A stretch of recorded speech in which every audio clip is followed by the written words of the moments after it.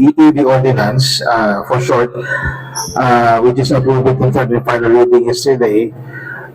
This is also in tawag na subay gihapon no, sa EBITDA law. Ang problema lang sa EBITDA law, God, manufacturers lang ang gitagaan ng incentive. So what we did with this ordinance is we include the dealers, we include the recyclers, we include the charging station operators, and of course we also include the people of Davao, the EV and hybrid users.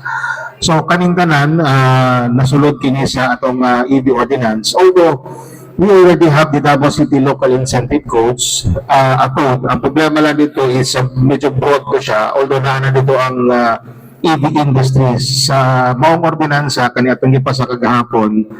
Naka-tailor fit lang gini siya, naka-focus siya sa EV industry, and of course the EV users. So hopefully other cities would copy or implement similar ordinance, because what we are trying to do is, especially with the EV law, we encourage more people to use sustainable means of transportation, about more green mobility na siya, para for a healthier environment. So in the city also madawat ni incentives, mayor's permit, in other fees, this is permit and tax, including real property tax, up to a maximum of 6 years. And then ilabot lang itong mga regulatory fees, like the garbage and the drainage clearance and all, because we need to regulate those. Other fees are waived, and di na sila maglisod og bayad. And ang isiguro po namo, the ease of doing business sa tanang mga industry duol sa kaning EV, di na sila maglisod og kuha sa ilang mga permiso and all the necessary documentary requirements when they apply for the city. And then, di na siya automatic, they need to apply for the Davao City Investment Incentive Board para makakuha sila sa mga benepisyo. Once they are granted the benefits, makasugod na sila enjoy sa mga benefits. Kung saan makuha ani sa mga katawhan, unang-una, pursuant to sa EBITDA law, sa registration sa katong new and renewal, na sa 30% discount, and fit for the EV and 15% for the hybrid. Ang sa mga katawhan, sa mga EV users sa Davao City, ang nadugang nato is free parking for the first 3 hours in all government designated and controlled free parking areas.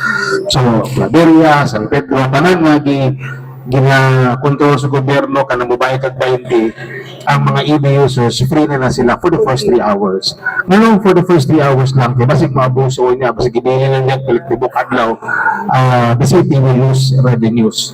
So, first 3 hours lang. I think 3 hours is ample enough time na makamove.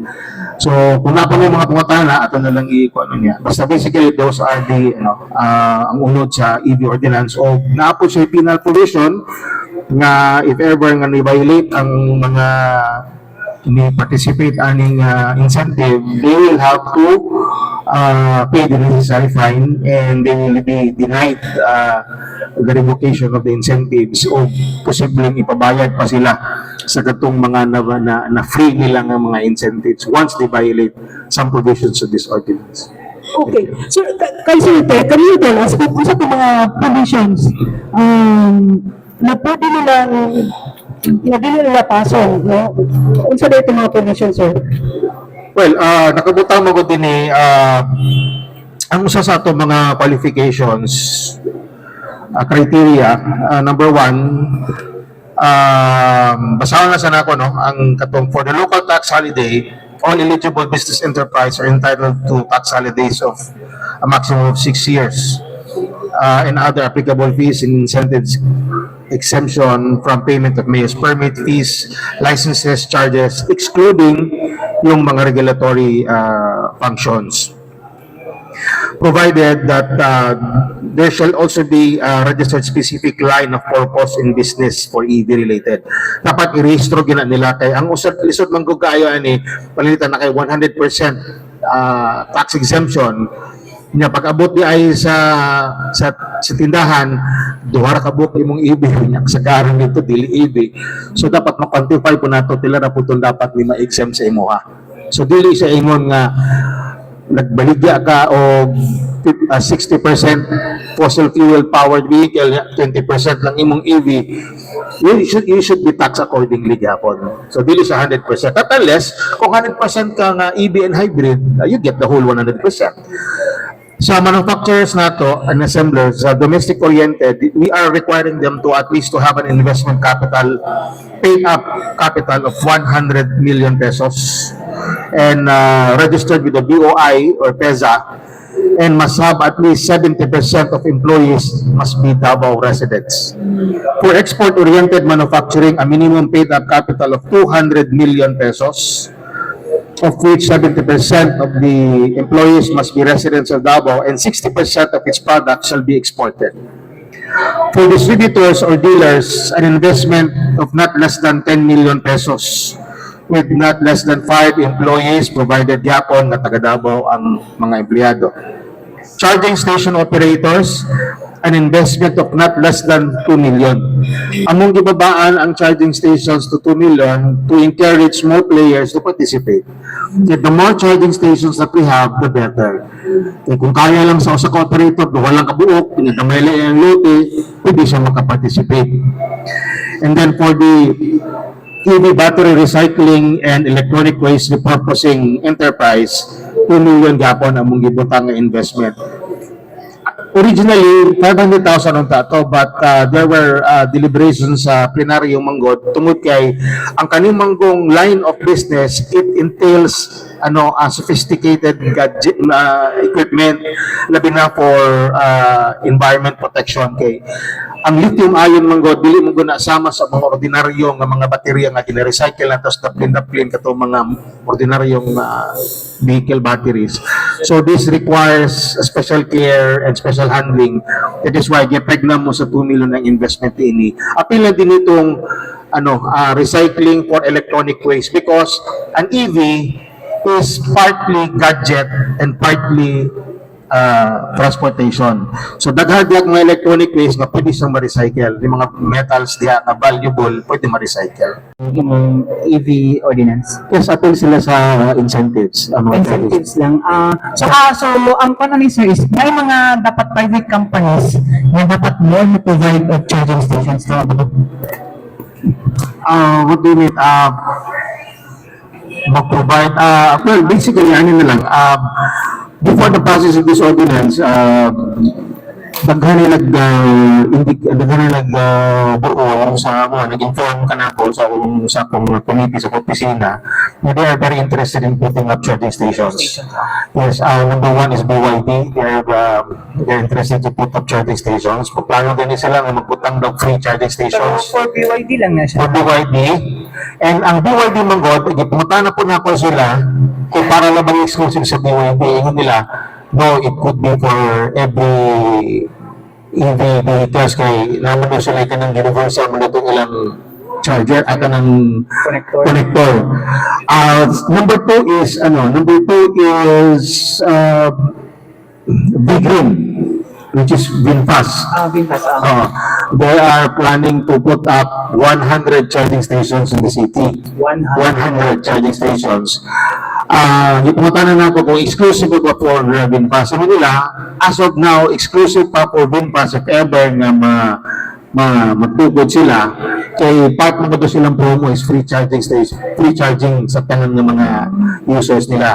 But then again, there is a pending memorandum circular coming from the Department of Energy which now mandates all charging stations na dapat universal. So pwede ka dapat, it's for all. Kung VinFast, di na sila pwede tugutan nga exclusive lang sila ha. Na dapat yun, ma-appeal po itong mga dili VinFast users. Pero yun sila nga, they're amenable nga kung magawa sila itong memorandum sa DOE, i-include nila lang uban. And then kahapon, I think Maligaya Taxi, Gada Corporation ng Maligaya, nakato sa SP because they also expressed their interest in putting up charging stations in the city.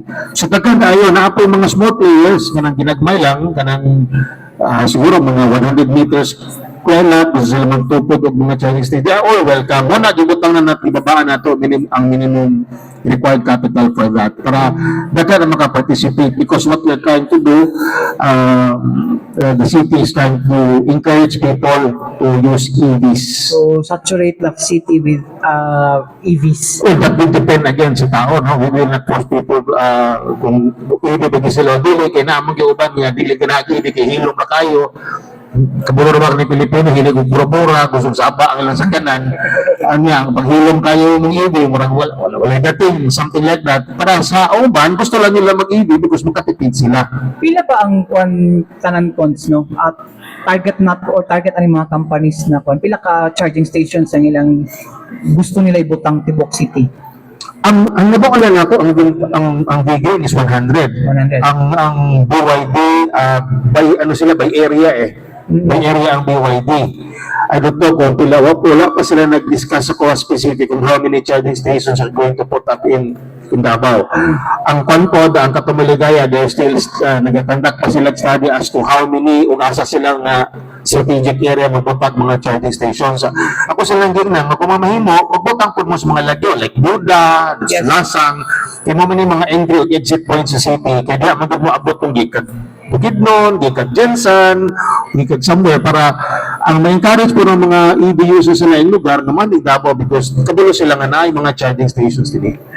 Sir, ako curious lang ko na abot kung natubak na ingon na ni Muni ganyan pero gusto lang ako i-clarify pila ba ang makuha nga incentives if ever these companies magkukod sila og mga charging stations sa city? And based sa provisions na 100% exemption on local business tax and fees for the first 3 years of operation. 3 years. Yeah, for the first 3 years kay mag-gradual man ang gamay. 60% reduction in local business tax on the 4th year of operation and 40% reduction during the 5th year of operation. So dako gid lang Dako gid sa incentives. actually dako gid na mawala more or less sa city. Di man siya mawala because we are encouraging more business to come in. Kaya una kung daghag mga negosyo na una mga empleyado na mga taga Davao makaangkon og trabaho.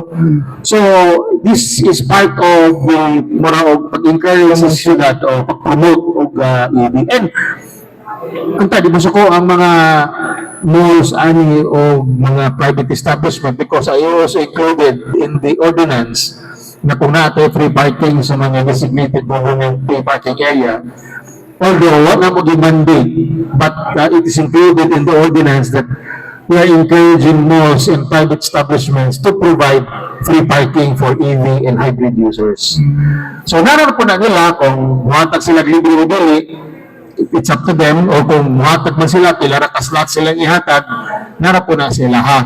But under the ordinance, we are encouraging them to provide free parking spaces. Okay. So dili siya mandatory. Di siya mandatory because wala mong ibalaod na nagtugot na pwede na itong imando na because it's a private private business. Okay.